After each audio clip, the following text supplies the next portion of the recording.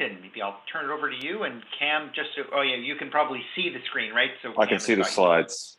Perfect. Yeah, that's fantastic, Brian. Thank you so much, and thank you all. Apologies, I can't be on camera. Just not in a position yet. I was going to hopefully be home by now, but unfortunately still out and about. So thanks for the introduction, Brian. Really appreciate it. If the noise does get a bit noisy here, I will sort of jump in and out. So apologies. So look, I'm really just here to share, some knowledge, some opinions, and as Brian said, I've got sort of some wide sector experience. Obviously, looking after energy for EY, but I've also been involved in government, public sector, and financial institutions, telco clients as well. And my background is I did 13 years in the Defence Force, so I've got a bit of defence experience as well. So hopefully that broad experience sort of will help you understand the sort of what cybersecurity is and what it means to PAs as well, as we go through. So you flick to the next slide. Just a few slides to sort of hopefully set the scene. So firstly, as you can see here, cybersecurity, I'll just sort of give it a few points here for a bit of an overview, right? The risk of cybersecurity continues to really exponentially rise. We're seeing this more and more where it's on the top issues of the board as well. But the funny thing is, it's you can see that stat on the top right as well. So we run a global information security survey. We've been doing that now for 20 years in EY, and it's very much I guess it's not a technical survey. It's more a survey that the clients sort of feel about what's happening. And you can see here that just this last survey we did, that 77% of companies saw an increase or feel that they see a number of increases in disruptive attacks. And that's just not normal attacks, that's disruptive attacks. Whereas that was only reported at 59% in 2020. So you can see that not only are we seeing it being a board agenda, but we're sort of feeling that, the number of attacks are increasing. Now, the second point is that cyber, people will come and straight away throwing technology at the problem or talking about technology and the area. But cybersecurity ultimately is a people issue, right? If we didn't have, I guess, bad actors on one side, or we didn't have necessary users that were clicking on links all the time or doing silly things, we would sort of, have much less of a sort of problem from there as well as, configuration, reviews, audits that happen as well. There's certainly that increased quantity and magnitude of cyber attacks. So it sort of leads back to that first point. But the funny thing is, not necessarily funny, but the other one is the magnitude of the cyber attacks. It's getting quite nasty. And we'll talk a bit about today about how they're attacking, the core, financial sector. We're talking about billions of dollars worth of, arguably billions of dollars worth of losses. We're talking about professional cybersecurity attackers shutting down power plants, for instance. It's getting quite critical from that point. On the flip side of that is that we're seeing overall the budgets are getting tight. Very, very tight at the end, because ultimately you can argue that cybersecurity is a bit like insurance policy. And we sort of see a lot of clients saying, oh, well, it's not going to happen to me or happen to someone else. Do I really need to spend the money here from there? At the same time, we've got massive resource challenges as well. So the last numbers I saw is about 3.5 million shortage of people worldwide. So you've got a massive skill set shortage as well. And I know a lot of the countries across the world are really trying to, train up their people as well. Some other trends that we're seeing overall is that COVID-19 itself was a bit of a rapid wake up, because we all moved very, very quickly to working from home, remote work, etc. A lot of our clients were not ready for that. We maybe arguably ourselves were not ready for that, especially when all the kids came home from school and didn't go to school. We had to deal with all that issue as well. And that rapid movement to cloud as well. So that created a whole different set of problems as well, where we just had to get things moving, had to get the availability happening, and sort of maybe skipped over quite a few steps to make that happen as well from a cyber point of view. Supply chain, more and more, and I guess, the part of the COVID piece we saw was the interlink between global supply chains and how they sometimes failed, but certainly what that meant was we really got a good picture of how integrated our global ecosystem is across the world. And then obviously from a cyber point of view, what happens is, if your supply gets attacked, you may also get attacked as well. And we saw that's a great example of what happened in Maersk shipping, for instance, that nearly went down overall with a massive cyber attack that they were not the target of, but it just happened to hit them and they were not ready for that. Other trends is we're seeing board and executive sponsorship. We're seeing that moving a bit harder and faster, which is good, but maybe not rapid enough. Look, motives overall, and people keep coming back to me and saying, well, okay, Clinton, why is this happening? What's driving the overall behavior? And you can put it into these three buckets, really. So one is the financial systems overall. So it really comes down to people hacking for money. That could be that even state-sponsored groups, which I'll talk about in a minute, all the way through to criminal groups as well. The second point is the intellectual property. We're seeing a lot of, obviously, IP theft here. Everything from, arguably the Joint Strike Fighter, those were leaked, arguably through to even, you could arguably say even Tesla's one was actually leaked as well, online or targeted as well. So there's a lot of IP that people are interested in. And lastly is using intelligence. So, in the old days of Cold War days, we had, spies running around, trying to gather data information. All of our data is online. So all the intelligence agencies across the world are now really investing quite heavily in cyber and using that as the mechanism for data and intelligence collection as well. You can see the other stat down the bottom. I just included a few of these stats because it sort of gives a bit of rather than me just saying, hey, this is my opinion or this is what I'm seeing. You can see here, this is part of our survey as well. To what extent do they feel they agree with the following statements? Again, you can see here that 36% of companies agree it's only a matter of time before we suffer a major incident, not just a normal one, but a major incident that could have been avoided if actually investment had occurred in the right areas in cybersecurity. And the bottom one is that cyber expenses are not factored adequately into the cost of those strategic investments. You can see nearly 40% responded that they agree with that as well. So you can see the financial, you can talk about the exponential rise, etc. If you flick to the next slide, if you can, it'd be great. Clinton, just before you go on, yeah, sure, please. Just one really quick question around the intelligence component there. So you certainly mentioned state actors in terms of spying and whatnot, and that kind of espionage. What are you seeing from the corporate side? So state actors going after corps, I think we've seen that in the news, or at least allegations. Always, I mean, it depends on which side. Yep, allegations, yep. Which ocean you're on, whether they're true or they're just unfounded. But what about corporate to corporate as well? Like how much of an issue is corporate espionage with respect to this intelligence issue that you're seeing? Yeah, it's a good point. It's certainly happening, and we're seeing that. I would say it's the ones that we are more published or sort of more known about are the ones that are sort of state-sponsored organizations, if that makes sense, or organizations that arguably you could say that, yes, they're private, but they're not really private. They're more state-run or those areas. They seem to be the benefiting of some of the espionage that is occurring from there as well. I would say in the West, look, I would say, obviously there will be examples of targeted attacks. I'd say it's more a byproduct sometimes of leakages that happen and using that available information that's online. It's not dissimilar to, I guess, first movers in trading, right? Getting advantages beforehand, understanding maybe what the financial results of an organization are before the stock market bell rings the next day, right? From there as well, and how that could be used as well. So there's a lot of that sort of stuff that arguably goes on as well. But again, the problem with this is a lot of people don't report things because they're fearful of legal action, they're fearful of brand as well, or maybe they don't even know it's happened.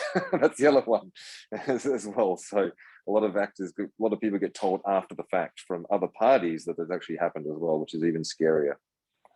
Does that help, Brian? Absolutely, yeah. A lot of really good points there. The analogous issue on the reporting side, when I think about my involvement with ethics tribunals and whatnot, the vast majority of ethics cases we see are related to practitioners, right? And not corporations. And oftentimes our members will say, oh, it's the practitioners. This must be a pretty motley crew if there's all these, they're disproportionately high number of issues. And we really always look back and say, the issue actually isn't under-reporting. by corporations who really don't want to air their dirty laundry, and they sort of deal with it internally and on their own, and it doesn't tend to get into the public sphere, which I think is the same sort of thing that you're saying on the security side. It's like, let's not talk about this, it's really just airing our own laundry, so maybe we should deal with that on our own. So it's hard to then get the scope of what the actual issues are at times. But yeah, thanks. Great. 100%. Sandeep has a question too. Sure, please shoot.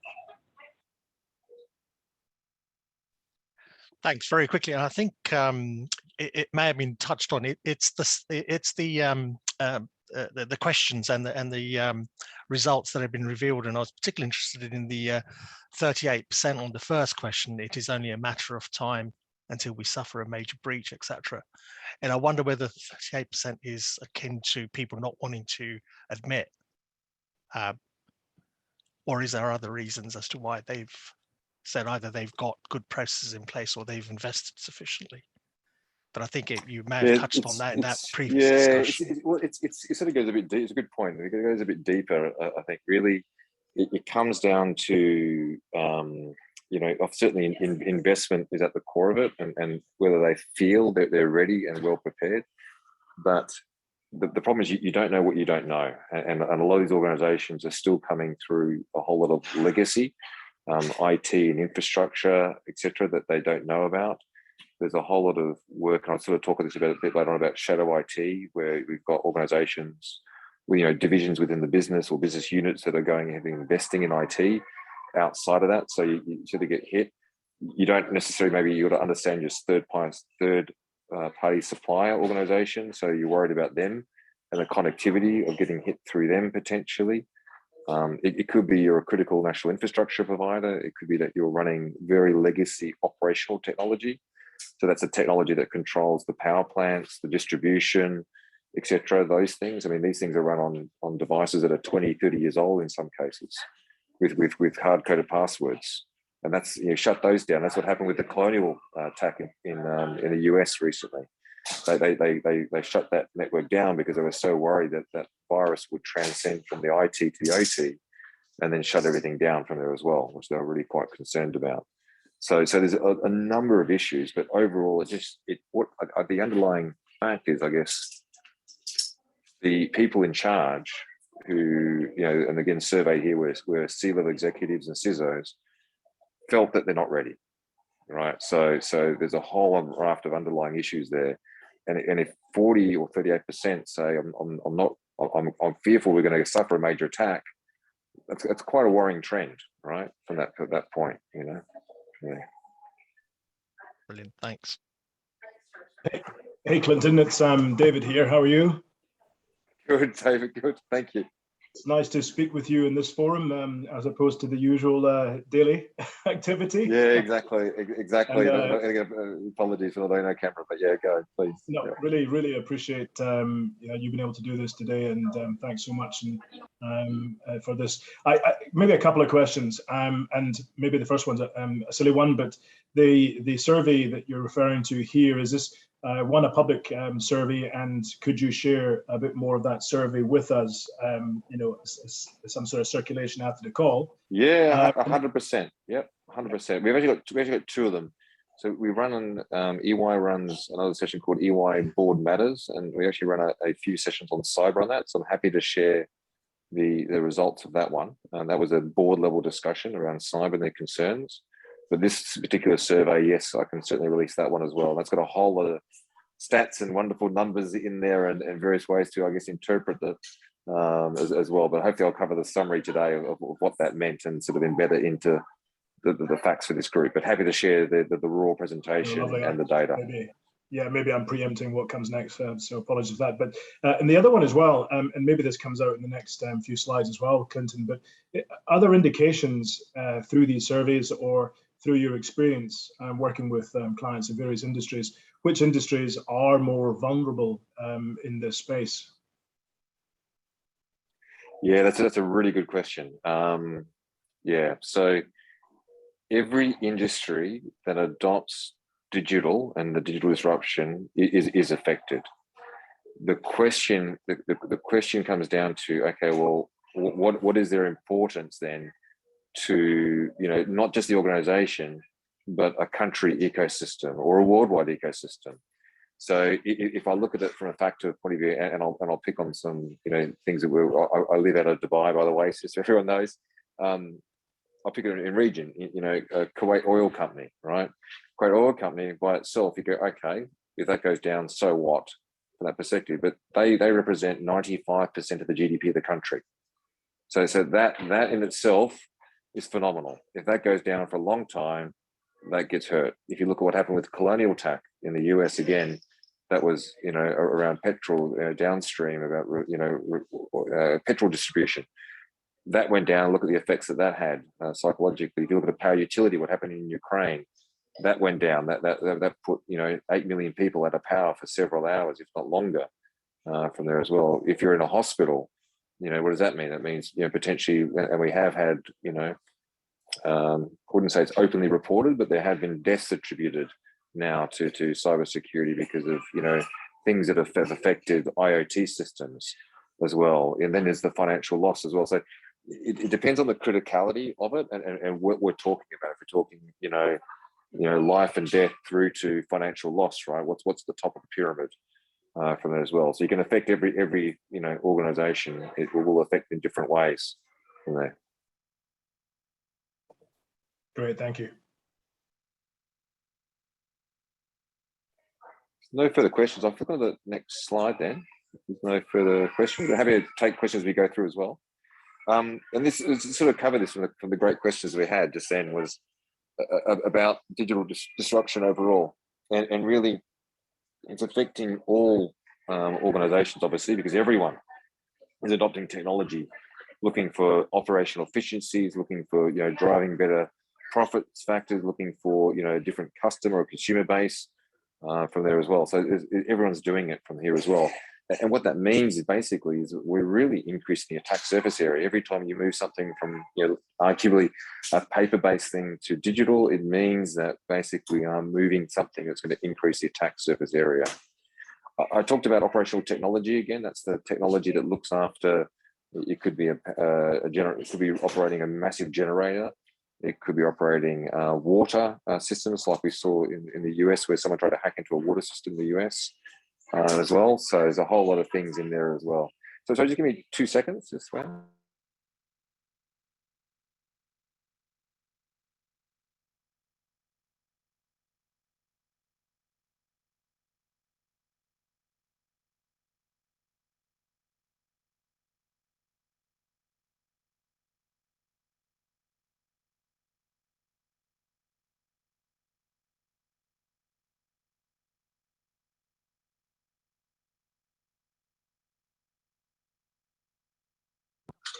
Apologies about that. Sorry about that. So the operational technology, again, it affects critical infrastructure. And the thing we're worried about is the convergence between OT and IT. And what I mean by that is that you've got a whole lot of IT stuff that's connected into the operational technology. And what that means really is that these things were traditionally arguably air-gapped, and they were very separate, but now they're connected. And what a lot of organizations are worried about overall is that would transcend. And that's exactly what happened with the colonial attack as well, why they sort of stopped that as well. The other one is the impact of Internet of Things. You can see up there on the slide as well. So really, we're seeing a massive growth in the IoT devices that are connected around the world as well. And so what IoT is that whole, disposable, inexpensive, numerous, they're very static, they're firmware, embedded passwords. If you think about all those little devices that people are using and connecting to the internet, it could be, a lighting system, it could be a switch, etc. All these wonderful things, or even CCTV cameras, etc.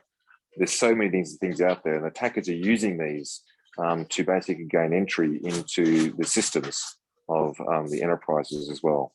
And the last one is that shadow IT is increasing as well. You can see here as well from the shadow IT piece from there as well.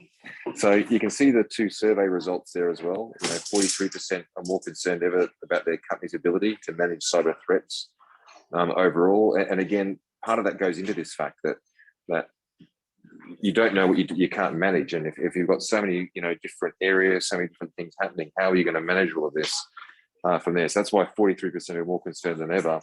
And the other one that's actually quite interesting, I thought, for this group was the regulation will become more fragmented and as well. So what we're seeing in response to a lot of this, being the digital enablement, is there's a national cyber body is happening for every single country. Every single country is creating their own regulation.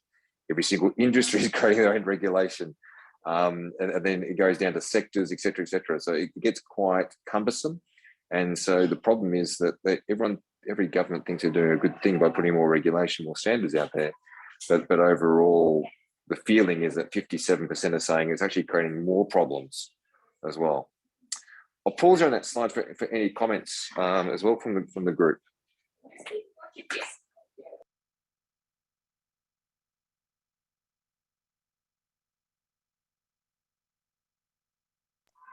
Hopefully I was audible and you could hear me. I wasn't talking to myself for a while. No. Probably we're all just in shock in terms of some of those numbers and the regulation and the fragmentation. And obviously, as a global standard setter, that's one of the challenges that we have to do, is take some of that disparate, the regulation standards, and have a consistent framework. Sandeep? Totally agree, and I know that people are looking. I know that yourselves are looking at how you can contribute to those things, right? And there's the question of, are we adding complexity or are we actually solving a problem as well, right? And I know we're all trying to solve problems, and it sort of resonates there, doesn't it? Yeah, for sure. Sorry, Sandeep, you had a question? Yeah, I think it's on that regulation piece and the fragmentation. I mean, what do you think are the chances of there being sort of consistent global standards in this space, given the interconnectedness of the world? And certainly, the technology does allow for that interconnectedness. Do you think governments and things want to have their own standards because it's a form of control for them? Yeah, it's good question. So look, we do have global standards. ISO certainly is one and gets adopted quite widely. We see adoption of the US standards under NIST as well. For instance, a lot of the companies seem to go for those ones as well. But then we just see, unfortunately, it's always this bespoke thing. Countries go, well, okay, that's good enough for me. I'll take 80% of it, but I want that 20% of customization as well. So you sort of hit that piece as well, and it's sort of arguably you try to sort of meet multiple masters, right, from there as well. And then you hit to the sector view, and they go, wait a minute. Yes, you've talked about IT, but you haven't talked about industrial controls, and you haven't talked about oil and gas, or you haven't talked about mining and metals, or you haven't talked about telco. And I really need, some very. I'm different, right? So we do have some common global standards, but again, they are widely adopted. But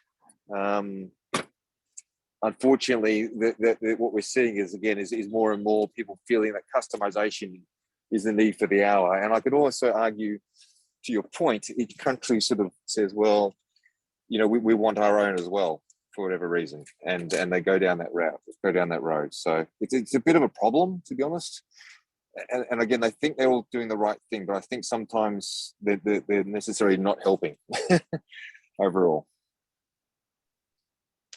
Thanks, Vincent. No good answer there, Sandeep, unfortunately. Apologies. No, but I think it does point to the fact that, the risk of stating the obvious, there is a complexity around here. And, on your slide, you're talking about shadow IT, the air gap. It's all of the interconnectedness. And I think a lot of that flows from the fragmented regulation framework that we have, personally. And, I think all governments, I guess, and are aware of the dangers, and certainly when you're talking about things like fuel supplies or hospitals and things. But there almost seems to be some sort of reservation about maybe giving out all their secrets. And I don't know whether it's quite in that context, but I can't think of a better word or better way of expressing it. There almost seems a nervousness about sharing and working together. Agree. And if anything, I feel countries. So I'm just doing my. So I was just trying to swap over so I can get moving for you guys. So just 2 seconds.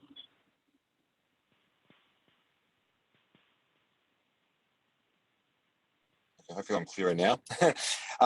You know, and to your point, I'll give you some examples. Just to make sure you can hear me again, Sandeep. Is that clear now? Yeah. Okay. So to give you some examples, you know, again, ISO comes out with their standards, NIST come out with their standards, wide adoption. But then, for instance, I was on a call with the Department of Energy for Australia. They want to go ahead and create their own standard. I was literally in Saudi 2 weeks ago speaking to the National Cyber Authority, who are also creating those standards. We arguably contributed to the problem when, you know, even for Qatar 3 or 4 years ago, we helped them create a specific cyber standard framework for the FIFA 2022 World Cup even. So it wasn't just even a country, it was for an event that was actually created, right? So you've got these various drivers that are sort of, you know, trying to, again, it's all about people wanting to help, but there is a bit of nationalization happening as well on that piece. Yeah, and as you said, that creates challenges for implementation, particularly for multinationals, where you have to then comply with a multitude of frameworks. Yep, you spot on, Brian, and that's where the globals are just throwing their hands up in the air. You know, there are solutions around things like what we call unified control frameworks. You know, we look at a control, map that across the various standards, etc. But it is a complex beast for sure. If we just look to the next slide, just for time, just to make sure I sort of try and articulate as many points as I can. It kind of goes back to that question. I can't remember who asked it, but about the threat actors. And look, I've named a few up there. There should be no surprises there. These are all public. I'm not naming and shaming.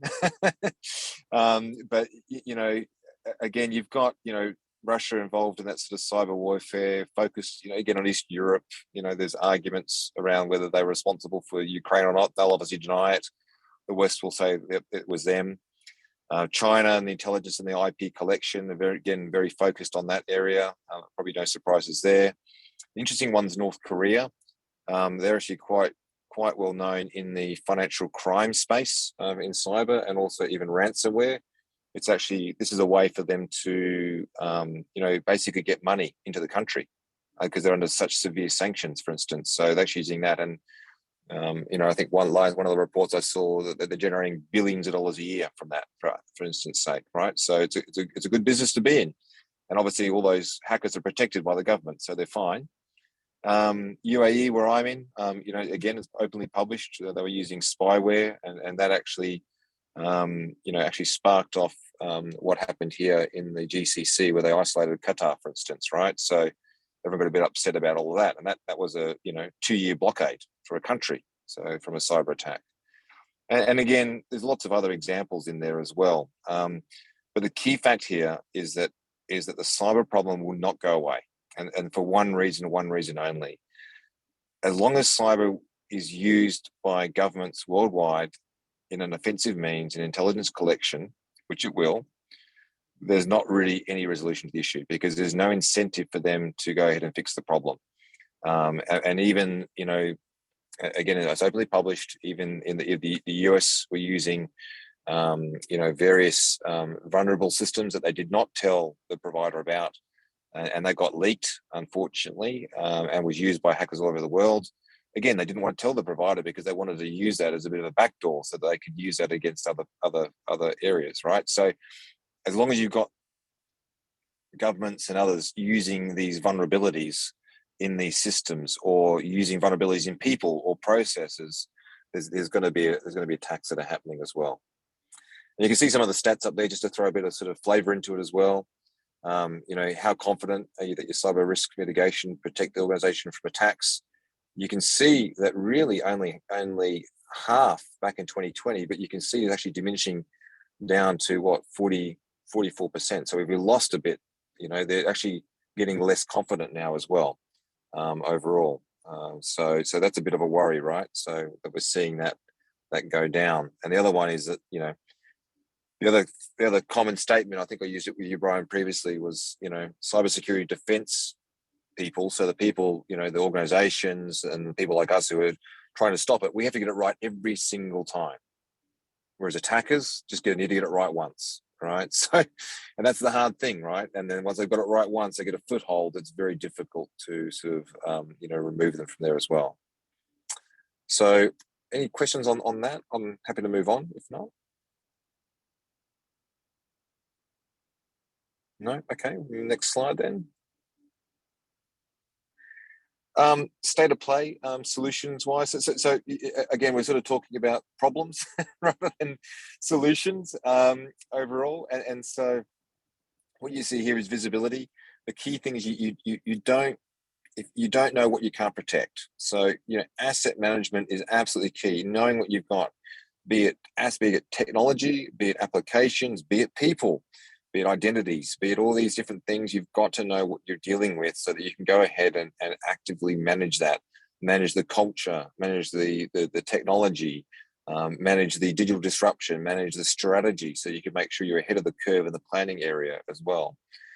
Actively scanning to make sure that, you know, again, not only what you've got, but actively sort of scanning the infrastructure to make sure that it's ready, prepared, and it's patched from there. And each industry is really at a very vastly different level of maturity. Sort of back to the point, David, you raised, it's like financial services are probably actually more mature. They've been suffering this for a long, long time. But the on the flip side, the energy sector is actually probably not well prepared at all, because they've never had to be. They always thought they were never attacked, but that's actually changed a lot since obviously the introduction of nation states, etc. as well. General awareness is key, right? Our people, we've got to get people aware of the cyber problem, their responsibilities, their role in this as well. You know, that digital upskilling is required, be it at the user level all the way through to the board level and everyone in between. So we really need to help drive that sort of culture overall, and making sure that people are vigilant. You know, it's like a house or a lock. Everyone understands the lock. You've got to close the door, lock a door before you go out, etc. We still don't have that level, and because maybe it's the intangibles that people don't see, right? Physically can't touch it from there as well. The PA's role in cybersecurity, you know, I would say that, look, cybersecurity is very similar to audit at the end of the day. You know, that's what we're doing. We're really, whether it be a one-time audit, like a scan, or it could be continuous, where we're monitoring a system, as in an ecosystem, an enterprise for cyber attacks. All it is continually auditing the environment, looking for the bad actors, looking for the vulnerable systems, etc. So it becomes this sort of continual audit as well.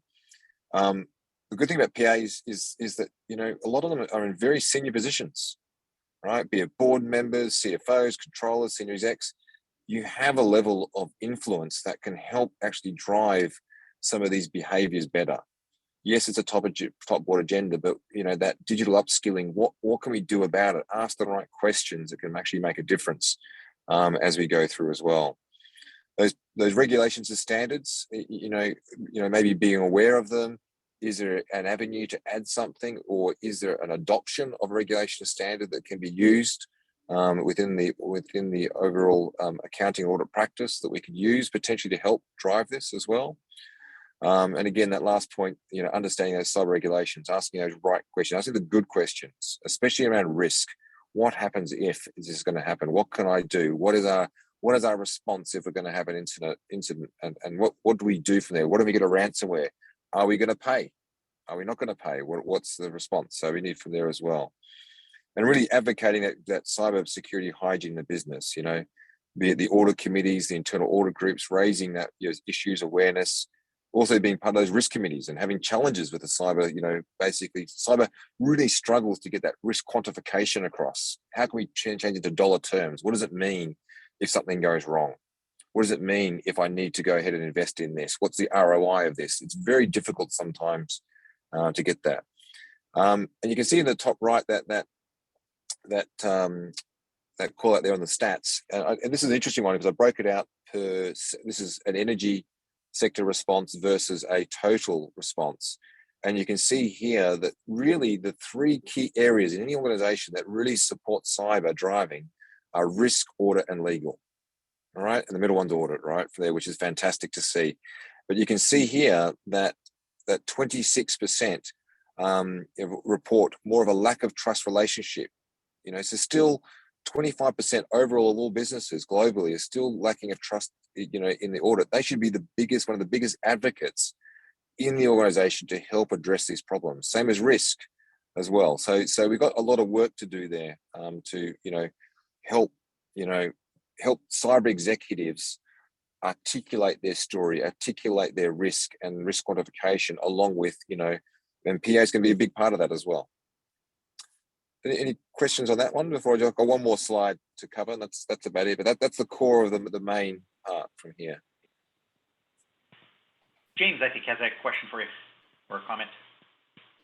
Yeah, Clinton, I was just wondering, is there any pressure being put in corporates by investors, given, that the severity of one of these attacks could effectively wipe out their investment?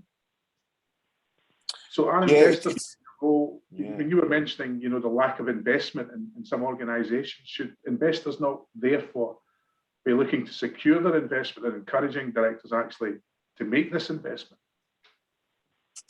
Yeah, it's a really good point, and I think as the level of maturity of I guess the world, the community comes up, we've seen a lot more questions raised about that, in particular in the M&A play, in the M&A, the mergers acquisitions piece. And I'm trying to remember who it was.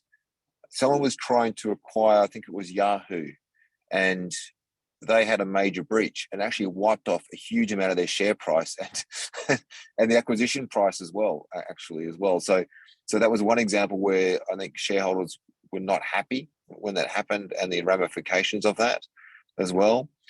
The problem is we're still seeing after someone is attacked and they lost their brand. If you used, years ago now, Target, the retailer who got severely hacked, they've come back and survived, right? And part of that is that insurance, as long as you've got some insurance that covers it. But what we're seeing is also insurance, are reluctant now to insure for this, or reluctant to insure for certain cyber incidents like ransomware, for instance. So we've seen organizations suffer major breaches. We've seen them suffer some big losses that sort of have a blip in the share price for a while, but generally it comes back up again.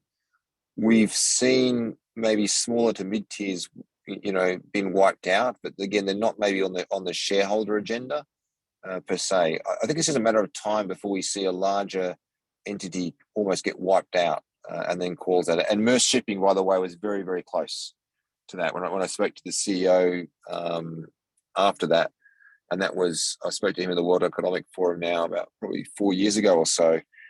And yeah, it was very interesting that he was saying we were so close to being wiped out. Now, if that had happened, it would probably be a bit more of a wake-up call for it as well. But again, to summarize, the questions are being asked, people are upset, but we haven't seen we're on that surge, right? We haven't seen the end state yet. I think it's only a matter of time. Thanks very much, Clinton. Thanks, and Vanya. Yeah. Thank you, Clinton. Very good presentation. I'm actually a member of the UI Board Matters group here in Brazil. Oh, great. And and I benefit immensely from the material that you produce. So thank you in double. But I was thinking about David's question, and I think that the financial system, banks in general, are very aware of the cybersecurity risk that they are exposed to. But and they take very good care of that. They are very worried and diligent in this aspect. But it is not common sense among the other sectors. Do you think it is because maybe with money in the hard currency these days, it's something that is so hard to think about, because everything is electronic, every transfer and so far. So it is very easy to lose packets and packets of money in some seconds. And the other segments maybe associate that they have tangible assets, and so the financial situation for them, the loss will not be so big as banks, and so they are less diligent. Do you think that is possible? Yeah, look, I think it's just exposure, to be honest. I think financial services in general have been hit from day one. Really, probably from when they were obviously very well, for one of the first to really embrace the global connectivity. They're one of the first to move to digital and use that for their SWIFT systems, for instance, right? That are core around the world, moving transactions and money. I mean that has its own global regulations and etc. And so I think they've been savvy to it for so long, but at the same time they're spending a lot of money. I know one bank in the US is spending $300 million plus a year on cybersecurity, right? That's a lot of money that they're spending on that area, where other organizations, and I'll pick on let's say the oil and gas ones, that they really haven't felt the pain yet. And because they've had their systems that are arguably air gapped, their production systems are air gapped. So I think, well, it's not a problem. But unfortunately, they're not air gapped anymore because of this whole digital disruption that's happened. And now they're sort of waking up to it now and running like anything, like what happened again with the Colonial Pipeline attack in the US. Now they're running, and now I think the US TSA has released a new regulation telling everyone to get on board and get running. So I think the banks have always been very, very well regulated and very well connected. So I think the two things of regulation globally and to be part of that global network, you have to do certain things, be it PCI, DSS for credit cards, be it SWIFT, etc. There's always been that. At the same time, they've been on there for so long compared to other sectors as well. But to your point, no matter what, and you look at, just look at general crime. If you're a bank robber, you're going to get a long time in jail, probably longer than some other people that have stolen a physical asset, right? So, or even done worse, right? Aggravated assault or something. So I think money speaks, as you said, for sure. Interesting, thanks. Clinton, can you speak just briefly about the potential implications of blockchain? And I'm thinking about it from a solutions perspective, because I've heard it bandied about in that way from some stakeholders. So thinking about the audit trail that's inherent within blockchain solutions, the potential therefore greater ability for recovery, at least through tracking, tracing, and things of that sort, or if you see it more as an additional threat point or what have you. Yeah, good question.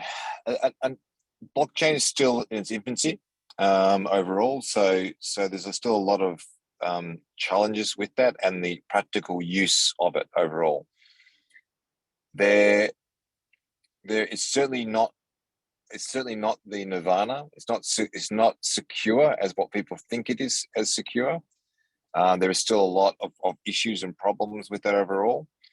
I think the fundamentals of it have certainly a good basis to be used, but the core factors, I still see countries and the use of other countries are using different forms of encryption, country level encryption, where they trust. It's called public key infrastructure, PKI. A lot of countries are still using that as their core to help secure systems, and even banks are using that with these other high security modules, HSMs, etc. Again, I think there's a lot of promise to it, but it's still early days, and how we can make the best practical use of the implementation at an enterprise and a global level as well. And obviously we see cryptocurrencies out there using it, but at the same time, there's been quite a few incidents with cryptocurrencies, as you're probably well aware. So again, that probably highlights the fact of it's probably a really good use of overall blockchain and cryptocurrency, but it's not perfect overall. So it's still got a long way to go, and people are still testing and pushing to use as much as possible. And I think it will come over time. It's very much similar to quantum computing as well, and the use of that, for instance. So that they're very worried about that, for instance, that the use of that and the breaking of encryption would be a lot simpler, for instance, because of the level of computation is much higher than anything we've ever seen before. But again, it's all relatively theoretical at the moment rather than practical, but it will move into practical terms very soon. True enough. And some of that does require a little bit of, advanced planning, I guess, on the profession's part as well, especially, I mean, as you said, when I think about quantum computing and the threats that potentially has in terms of decrypting things that other folks do not want decrypted, right? Which is why they encrypted them to begin with. But we're seeing instances now, right, of bad actors stockpiling encrypted data with the hope that in exactly the future that they'll be able to attack that and cause issues. Yeah, exactly. I mean, I look 20 years ago, the level of encryption we had 20 years ago to what we have today is very different, right? And the computing power today can crack things a lot quicker than they ever could before. So you're exactly right. The stockpiling and the use of that. I mean, the bad actors are clever, right? They're always thinking of different ways to do things, and there's real motivation there. Yet again, that financial crime, the intelligence collection, or IP theft, right? Those three things are the core of it from there. And they're, of course, less constrained, perhaps, by standards, things of that nature, right? Exactly. Lack thereof. That's right. They want to break them. Yeah. I think James has a question or comment as well. Sure, James. Yeah, please. Thanks, Brian. Yeah, Clinton, it's really trying to focus on the big ethical dilemma that some professional accountants might meet, and that is whether at some stage they would pay a ransom. And do companies have in place policies in relation to this? Or is it something which is dealt with, at the time when an incident occurs? Yeah, it's a really good question. I would say 98% is deal with it when it comes. 2% are being proactive about it. We actually have run, I just recently run about a month ago, exercises. And this is the best thing you can ever do, run these war games or exercises with the executive, and you run them through the exact scenario. And then you really get the crux of it. What are you going to do? Especially when you put a time limit on it, saying that you've got 24 hours, otherwise it's gone, type thing. And they've got to make those decisions pretty quick. And then from there, we help them build their policies, procedures, and how they're going to deal with that from there. But again, a lot of them, even the ones that have built these policies, and there's a lot more happening with this, it sort of goes out the window sometimes when it really happens, because if you've lost, or the data is encrypted and you can't get to it because of the ransomware and the fear of that leaking out, whether it's the fear of that leaking on the brand, or you can't restore that data because they've also encrypted your backups and you're going to shut you down, what choice do you have, right, is the question. And the issue here is that I've dealt with one organization that's been hit like at least half a dozen times. Once you pay once, you're an easy target. They're going to go after you again and again and again from there as well. So you've got to come up with that sort of scenario. The positive movement I'm seeing is that the insurance industry, who were basically insuring companies against this loss, are shying away from it now and less likely to insure you for this, because they're feeling that, okay, the companies feel it's a get out of jail free card. Oh, don't worry, I've mitigated risk. I'm insured. We will, instead of spending money proactively on cybersecurity, on hygiene, on the people training, awareness, the whole cyber ecosystem. Well, we get hit by ransomware. Don't worry about it. We got an insurance policy that is going away as well. So I think there's going to be a bit of a wake up call on this. So I expect that organizations will be rapidly moving much more towards these rehearsed war game scenarios, building out policies, procedures to deal with ransomware. Sorry for the long-winded answer, but hopefully it gives you a bit of a sort of a view on what's happening in the market as well in that space. I was trying to raise my virtual hand, but I couldn't find it when I'm sharing my screen. No worries, Cam. I raised my physical hand. Yeah, on the sort of subject of payment of ransomware, I read recently that the US government had issued a sort of advisory on at least asking victims of ransomware to report such requests before they pay them, and if they do pay them, it might actually constitute sort of a violation of US sanctions. So I was wondering if any views or insights on that. 100%. Again, I don't know how enforceable it is the question. I think I know the one you're referring to. Look, obviously they can go ahead and make regulation for certain governments, or the regulators can sort of drive some of this a bit harder and faster on that to make it more sticky. But to the point of, when we deal with companies around ransomware, it's not a pleasant time. And when we've gone ahead and talked to companies who are suffering it, we work through the scenario. We actually engage, it's equivalent of hostage negotiators, to be honest, who deal with the ransom we try and reduce the ransom number and payment. But one thing importantly we do is part of it is the sanctions. We look, okay, who is the actor? Where's that money going to? Because if the money's going to a sanctioned country like North Korea or something like this, these problem areas, you sort of can, to your point, open yourself up as well. So part of that policies, procedures that we help them work through is coming to this, and also having a retainer for a negotiator who can help, and also make sure that if you are going to pay, that you firstly you pay as less as you can. Secondly, you actually get the key to de-encrypt. Thirdly, you're not going to bring further non-compliance around sanctions against you because of the payments, as well as all the legal ramifications and regulation standards as well. It's a very, very complex one. And again, to the point for the question raised earlier, this is something organizations really need to rehearse and think about well beforehand, because trying to do all that on the fly within 24 hours as the clock ticks is not fun at all. Very true. Oh, I have one more question. It's on this slide actually. Sure. On the lack of trust, was there any insight on what's driving such a 1/4 of companies having a lack of trust between organizational security teams and other business functions? Yeah, it's a good question. I think it's the problem with a lot of the cyber executives and the cyber teams is they're very technical. But at the end of the day, cyber again is a people problem. It's a risk problem. It's a problem with audit, with legal, etc.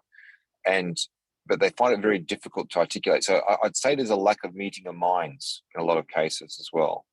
So part of it is that what we are trying to do in a cyber sort of community is like that EY Board Matters piece that I mentioned before, trying to get executives to understand cyber and their language. And at the same time, we do run a lot of workshop for cyber executives to help them quantify risk or speak in the language of governance and those areas as well. So it's about trying to meet the two together to form that sort of wider, because you've got to understand that cyber's come from IT. And very quickly people have realized that it's not just an IT problem, but the people arguably in charge of cybersecurity are bred from IT. And so, there's very different languages overall. So it's just it's that meeting of minds. It's improving, but it's a long way to go still.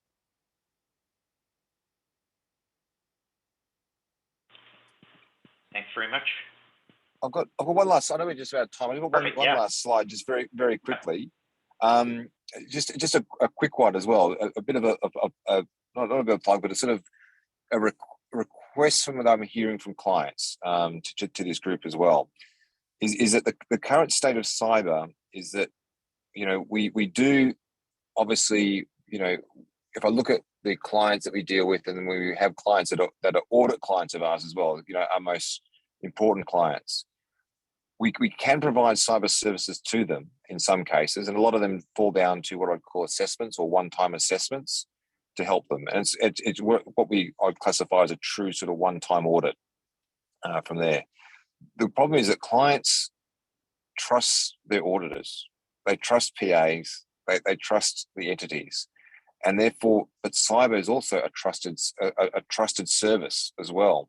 And so clients a lot ask us, hey, can you also come and do the cybersecurity for me? You know, be it more than just that one-time assessment. That's great, but how can I do that assessment again? How can I remediate? How can you reassess? How can you help me from there as well? And they see that cyber is getting so critical to their business as well.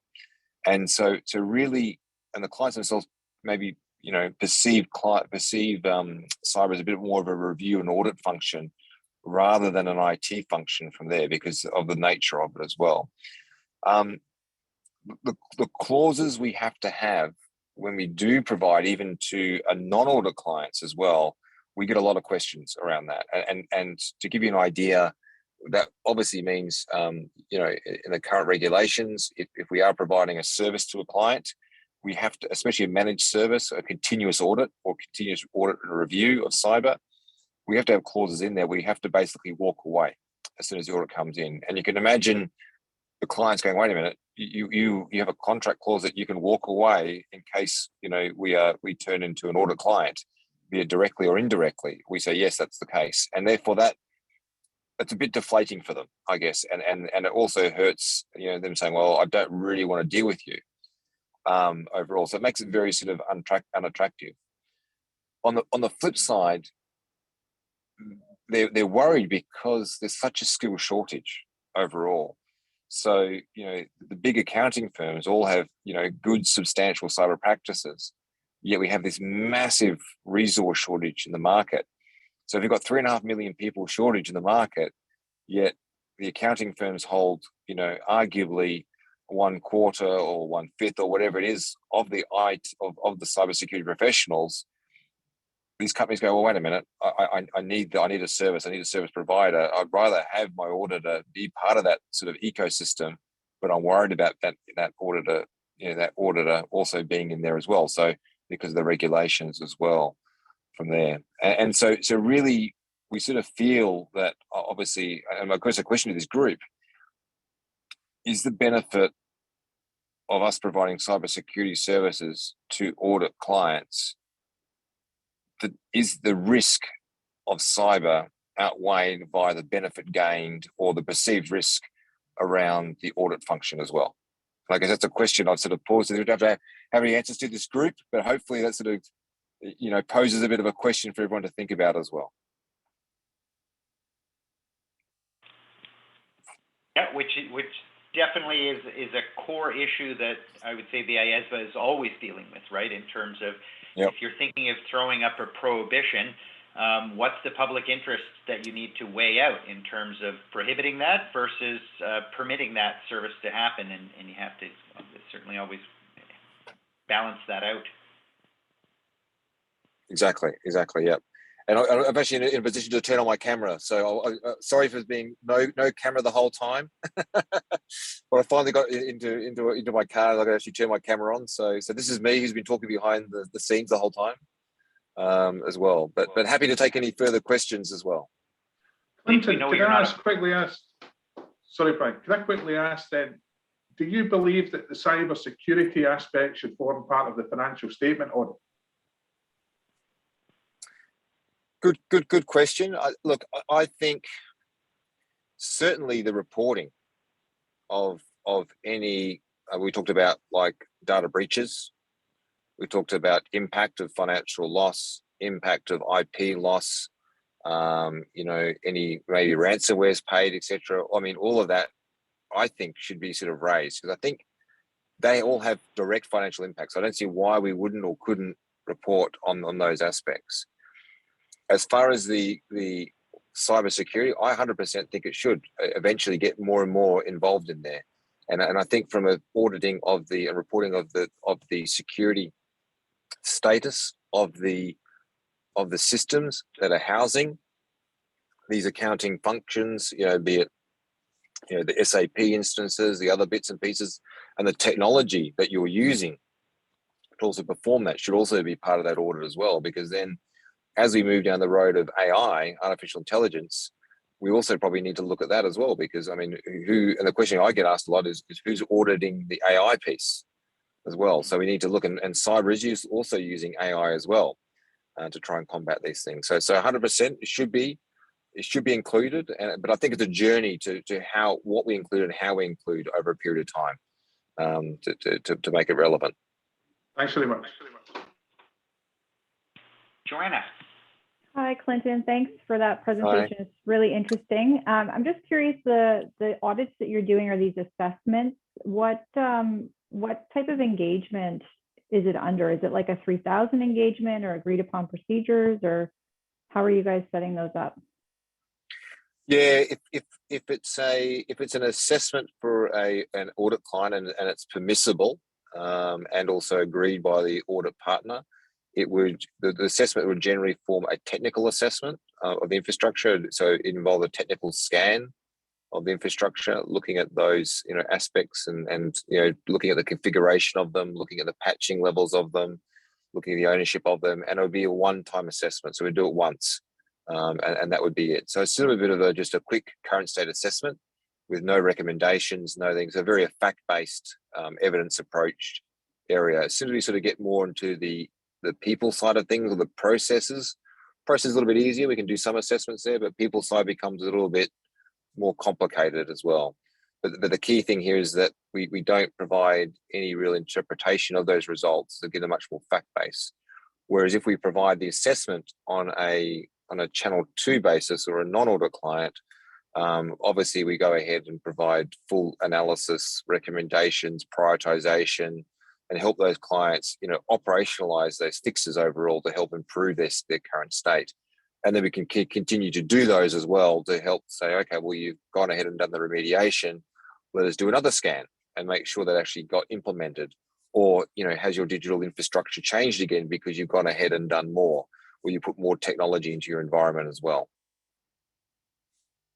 Perfect, thanks. Great, thanks very much. And Clinton, thank you very